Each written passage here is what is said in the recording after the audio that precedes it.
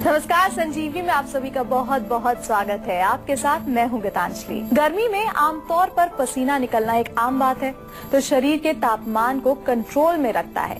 लेकिन कईयों को सामान्य से ज्यादा पसीना आता है, जिस वजह से वो तरबतर हो जाते हैं। वहीं कुछ लोगों के पसीने से इतनी बैड स्मेल आती है कि उन्हें पब्लिक प्लेस और दोस्तों के बीच शर्मिंदा होना पड़ता है।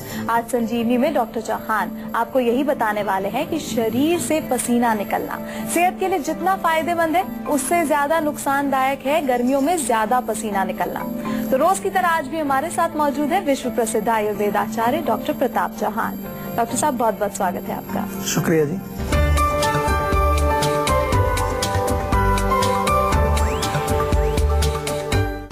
अगर आपको जरूरत से ज्यादा पसीना आता है तो इसे ना करें इग्नोर, क्योंकि ज्यादा पसीना आना हो सकता है किसी बड़ी बीमारी का सिग्नल।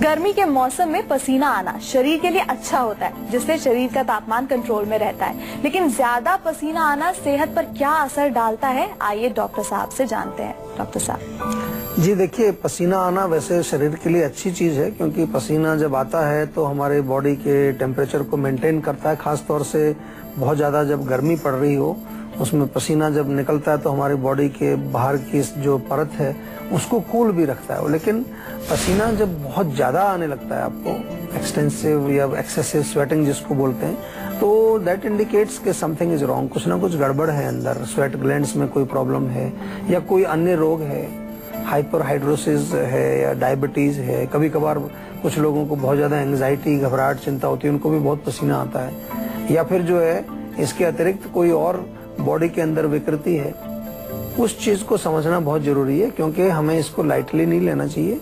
और खास तौर से यदि पसीना बहुत ज्यादा आता है, उसमें बहुत बदबू होती है, स्मेल होती है या बहुत स्ट्रॉन्ग स्मेल होती है, so then it's very embarrassing also. आपको मालूम है, पब्लिक प्लेस में जाते हैं तो बहुत अपने आप को बड़ा अजीब लगता है। फिर हम लोग क्या वो केमिकल डिओड्रेंट वगैरह लगाते रहते हैं, वो कोई काम नहीं करता है। हमें हमेशा कारण तक पहुंचना है। बार बार एक ही चीज आपको समझाते हैं कि रूट कॉज पर ही पहुंचना पड़ेगा, तभी आपका काम होगा। और रूट कॉज तक ले जाने का काम जीवा आयुर्वेद आपको करता है। आपके साथ हैं हम, हमारे साथ संपर्क करें और अपने कोई भी रोग हो, छोटा रोग हो, बड़ा रोग हो, पुराना रोग हो, नया रोग हो, आप केवल एक नंबर डायल करें, अपना नंबर लिखवाएं, बाकी काम हमारा है। और आज बात करेंगे पसीने के बारे में और किस तरह से एक्सेसिव स्वेटिंग से आप छुटकारा पा सकते। ध्यान से सुनते रहिए। उमस भरी गर्मी में ज्यादा पसीना आने की वजह से लोग बेहाल हो जाते हैं, लेकिन कुछ लोगों के पसीने में ज्यादा स्मेल आने से पब्लिक प्लेस और दोस्तों के बीच में उन्हें शर्मिंदा होना पड़ता है। तो डॉक्टर साहब, हमें ये बताइए कि पसीने की दुर्गंध से किस तरह बच सकते हैं। देखिए, बहुत सारी चीजें हैं, मैं बताना चाहूंगा आपको। सबसे पहले तो मोस्ट इम्पोर्टेंट थिंग इज कि आपको पूरा उसको साफ स्वच्छ रखना चाहिए। हाइजीन इज वेरी इंपॉर्टेंट, क्योंकि कुछ ना कुछ वहाँ अगर बैक्टीरिया डेवलप होगा तो ज्यादा स्ट्रॉन्ग बदबू इसमें स्मेल आती है आपको। दूसरा जो है, इसमें एक चीज और करना है कि आपको कुछ ना कुछ पेस्ट वगैरह कुछ लगा सकते हैं। हल्दी का पेस्ट लगाइए, थोड़ी देर लगा करके। कच्ची हल्दी मिले तो बहुत अच्छा है, उसका पेस्ट बना करके पानी के साथ उसको थोड़ा लेप करिए। तो हल्दी में बहुत सारे गुण हैं, आपको मालूम है, एंटीबैक्टीरियल और कई तरह के गुण। या खीरा तो कॉमनली मिल जाता है आपको, खीरे को कद्दूकस कर लें, उसको ठंडा रखें फ्रिज में, थोड़ा ठंडा होने पर वो पूरा लेप करें, खासतौर से आर्म पिट्स में, जहाँ पर भी आपको बॉडी में ज्यादा पसीना आता है, थोड़ी देर लगा के रखें। That is also going to help you.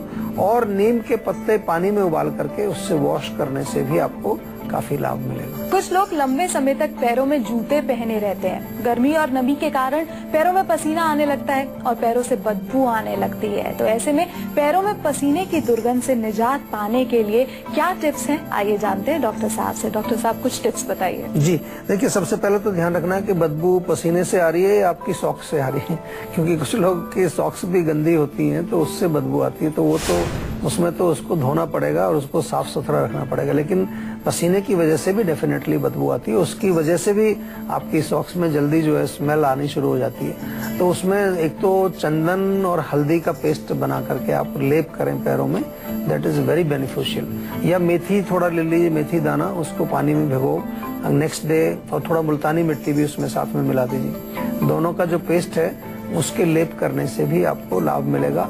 नारियल का तेल भी लगा सकते हैं, that is also very beneficial. और साबुन, अच्छी आयुर्वेदिक साबुन जीवा से ले लीजिए, उसका प्रयोग करें आप। नीम की साबुन हमारे यहाँ मिलती है, इसके अलावा जो है आपको और कई प्रकार के सोप मिलते हैं, उनका जो है प्रयोग करें। केमिकल्स वगैरह ज्यादा बॉडी में ना लगाएं। आजकल बहुत सारे तरह के परफ्यूम्स वगैरह, खास तौर से उसके चक्कर में ना रहें कि परफ्यूम लगाने से लड़कियां आ जाती हैं आपके पास, ऐसा दिखाते हैं वो, ऐसा कुछ होता नहीं है। शरीर आपका जब स्वस्थ रहेगा तो आपके पास सब कुछ आएगा। और अब बारी है आज की संजीवनी की, जिसमें डॉक्टर चौहान बताएंगे कुछ आसान तरीके जिन्हें अपनाकर गर्मी में पसीने की परेशानी से निजात पा सकते हैं। तो डॉक्टर साहब, क्या है वो 8 आसान टिप्स, जरा बताएं। सबसे पहले तो देखिए, पसीना जो बॉडी में आता है तो खास तौर से उसके पीछे कारण होता है कि बहुत ज्यादा गर्मी हमारी बॉडी में है। तो गर्मी को कम करने के लिए ड्रिंक प्लेंटी ऑफ वाटर, पानी पीना चाहिए, या कुछ फ्रूट जूसेस, नेचुरल जो सीजनल फ्रूट जूसेस हैं उनका सेवन करें। तरबूज का जूस, खीरे का जूस, ये पी सकते हैं। दूसरी चीज आपको ध्यान रखना है कि नियमित रूप से साफ सफाई की हमने बार बार बात की है। साफ सफाई नहाने से होती है, स्नान करना है। तिल के तेल की मालिश भी बहुत अच्छा फायदा करती है, क्योंकि तिल के तेल से जब मालिश करते हैं आप तो आपकी त्वचा के पोर्स खुलते हैं, उसमें से टॉक्सिन्स बाहर निकलते हैं। और नारियल पानी पीना चाहिए। नारियल पानी कूलिंग करता है बॉडी को। नारियल का जो तेल है विशेष रूप से, उसका भी आप लगाने का काम कर सकते हैं। इसके अलावा जो है, जो गर्म चीजें हैं उनका सेवन आपको नहीं करना है। खास तौर से चाय, कॉफी, मिर्ची, मसाले, अचार, ऐसी चीजों का सेवन नहीं करना है। और कुछ चीजें और भी हैं मेंटल लेवल पर जो गर्मी पैदा करती हैं। बहुत ज्यादा अगर गुस्सा आपको होता है, बहुत ज्यादा अगर एक ईगो आपके अंदर है, बहुत जेलसी, एनवियसनेस आप करते हैं, that is also not good. उसका भी आपको ध्यान रखना है। नीम के पत्ते अगर थोड़ा सा पानी में उबाल करके आप उससे स्नान करें, उससे बॉडी को वॉश करें, वो भी आपको जो है इस रोग से छुटकारा दिलाएगा। और इसके अलावा, जैसा कि मैं बार बार आपको कहता हूँ कि कुछ भी समस्या अगर आपको समझ नहीं आती है, नुस्खे आप प्रयोग करते हैं, उसके बाद भी आपका रोग अगर ठीक नहीं हो रहा है, तो then that means something is there जो आपको अभी पता नहीं चला है। उसके लिए हमारे जीवा के डॉक्टर से बातचीत जरूर करें और अपने रोग के जड़ को आप पता करें, उसके रूट कॉज को पता करें, और फिर उसका उपचार हम लोग करेंगे। तो डॉक्टर साहब, हमें ज्यादा पसीना ना आए उसके लिए हमारी डाइट कैसी होनी चाहिए? हमें डाइट में क्या शामिल करना चाहिए? कैसी होनी चाहिए डाइट? जैसा मैंने कहा कि गर्म चीजें नहीं खानी चाहिए। नॉनवेज, अंडा, मिर्च, मसाले, तली चीजें, इनका सेवन नहीं करना है। कूलिंग चीजें आपको रखनी है। छाछ बहुत अच्छी है, छाछ का सेवन करिए। सत्तू का सेवन करिए। शरबत आप ले सकते हैं, या कई प्रकार के आजकल ऐसे पेय पदार्थ होते हैं जो बॉडी को कूल रखते हैं, उसका जरूर ध्यान रखना है आपको। ऐसी चीजों को सेवन करना चाहिए जाके आपके शरीर में ज्यादा हीट ना बढ़े। एक कॉलर यहाँ हमारे साथ जुड़ गए हैं, प्रशांत हैं छत्तीसगढ़ से। प्रशांत, अपना सवाल पूछिए। नमस्ते डॉक्टर साहब। नमस्कार जी। बताना चाहूँगा आपको कि मेरा भाई है, मेरे से छोटा है, उसका ना पढ़ाई में माइंड बिल्कुल शार्प नहीं है, उसको जल्दी से कोई चीज़ याद नहीं होती है। अच्छा, तो उसके माइंड शार्प करने के लिए मैं क्या कर सकता हूँ? देखिए, बहुत चीजें हैं। सबसे पहले तो आपको देखना ये है कि उसका पढ़ाई में मन क्यों नहीं लगता है। कई बार ऐसा नहीं होता कि उसके ब्रेन में कोई कमी है या उसकी याददाश्त कमजोर है, ऐसा नहीं होता है। उसका इंटरेस्ट नहीं है पढ़ाई में। बहुत सारे बच्चे हैं जो इंटरेस्ट नहीं लेते हैं और उनका इंटरेस्ट किसी और चीज में होता है। गेम्स में इंटरेस्ट होता है, टीवी में इंटरेस्ट होता है, फिल्मों में इंटरेस्ट होता है। वहाँ वो उनसे आप पूछेंगे तो एक एक स्टोरी सुना देंगे आपकी फिल्म की। वो वहाँ उनकी याददाश्त बहुत अच्छा काम करती है। लेकिन जब पढ़ाई का नंबर आता है तो वहाँ उनका, क्योंकि उसमें उनकी रुचि नहीं है, तो उसको वो प्रॉपर कंसंट्रेशन दे करके नहीं पढ़ते। तो एक तो ये भी कोशिश करनी चाहिए। हमारे यहाँ पर जीवा में हमने एक स्कूल भी बनाया हुआ है, बच्चे पढ़ते हैं उसमें। तो जो पढ़ाने का तरीका है वो बहुत जरूरी है कि एक इंटरेस्टिंग वे होना चाहिए जिसमें बच्चे को पढ़ने में इंटरेस्ट आए। तो ये भी कई प्रकार की एक्टिविटीज आजकल अवेलेबल भी हैं ऑनलाइन, इंटरनेट पर भी आप देख सकते हैं। मैथमेटिक्स को कैसे पढ़ना चाहिए, फिजिक्स को कैसे पढ़ना चाहिए, ताकि उसमें उसकी रुचि डेवलप हो। ये बहुत इंपॉर्टेंट चीज है। दूसरा, अगर उसको लगता है आपको कि कहीं वास्तव में उसके इंटेलेक्चुअल लेवल में या ब्रेन में कोई कमी है, तो बादाम का सेवन कराइए, उसको बहुत बढ़िया रहता है। 7-8 बादाम रात को भिगोएं, सुबह छील करके उसको पीस करके दूध में मिला के दे दीजिए। घी का सेवन कराएं, असली घी अगर मिले अच्छा बढ़िया, तो उस घी के सेवन से भी मस्तिष्क में आपको जो है ताकत मिलती है। और दूध पीने से भी जो है ताकत मिलती है, मक्खन खाने से। ये सारी चीजें जो है, ये जो लुब्रिकेशन पैदा करती हैं, ये हमारे ब्रेन को मजबूत करती है और जीवा की मेमोरी का टेबलेट और मेमोरी का सिरप।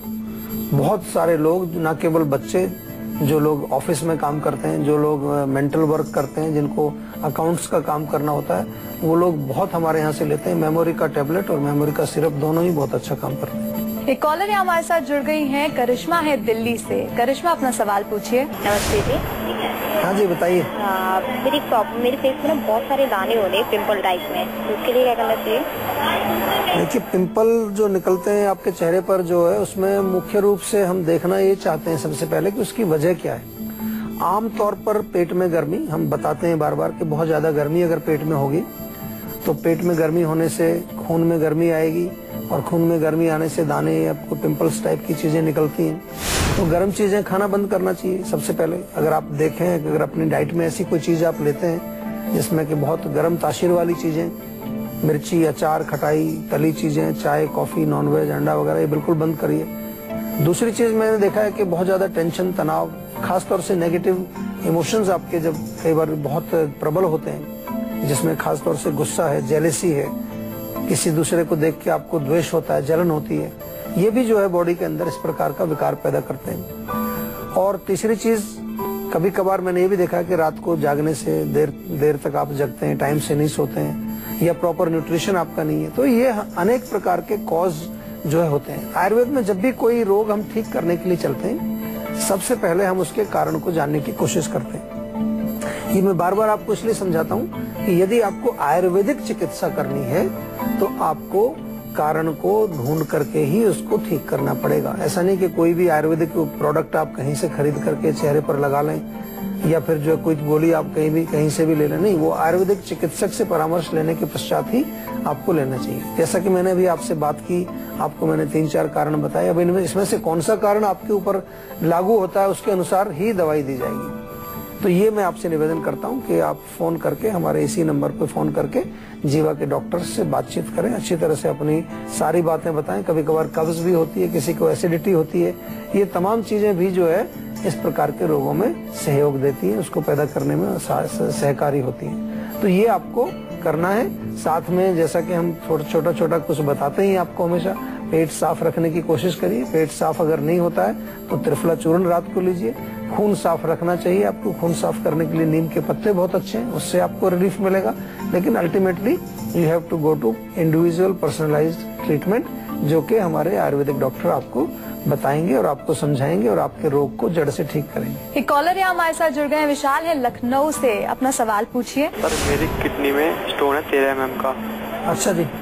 हाँ जी, तो क्या करना चाहिए मुझे? देखिए, किडनी स्टोन है तो उसमें दो तीन चीजें आपको ध्यान रखनी है। सबसे पहले तो हम आपको यही बताते हैं कि स्टोन क्यों बनता है और स्टोन बनाने वाली कौन कौन सी चीजें हैं, उसको थोड़ा सा विशेष रूप से आपको ध्यान में रखना है। आमतौर पर मैंने देखा है पित्त वाली चीजें ज्यादा खाना, खटाई, मिर्ची, एसिडिक चीजों का सेवन करना, इससे जो है इस रोग में काफी आपको नुकसान होता है।